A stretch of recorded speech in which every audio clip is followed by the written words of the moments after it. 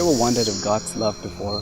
What it's like? Whether He still loves us in spite of all that we have done? The children of Israel, one day, they expressed their emotion. They were wondering whether God would still keep His promise, which He promised to the forefathers. And they say, the Lord has forsaken us and the Lord has forgotten us. Sometimes we, like the children of Israel, we do ask the same question, especially when we fall into temptation and catastrophes. We were wondering whether God will still love us or not. But then God goes on to reply, comparing His love with the greatest love that human being can ever be acquainted with.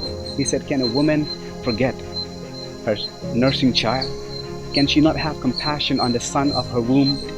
See, God used the anthropomorphic language, trying to compare His love with the greatest love that we can ever be acquainted with. He said, even if they forget, yet I will not forget.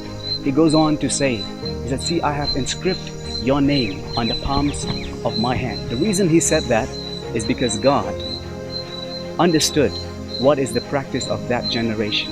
You see, when a servant decides to be with the master forever, he would inscribe the name of his master on the palms of his hand, something or any parts of his body.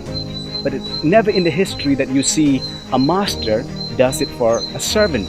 But God goes on to say that I'm willing to do just like a servant is willing to do for the master. And He did that 2,000 years ago when He climbed up on the tree and He was nailed to the cross.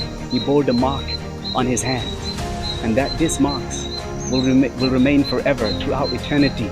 And little did the children of Israel understood the depth and the enduring love of God. And that's why the book of Isaiah goes on to say that my ears are not too heavy that they cannot hear, nor my hands are not too short that they cannot reach. Come now, let us reason together. Though your sins are like scarlet, but they shall be as white as snow. Sometimes you feel that God has forsaken you.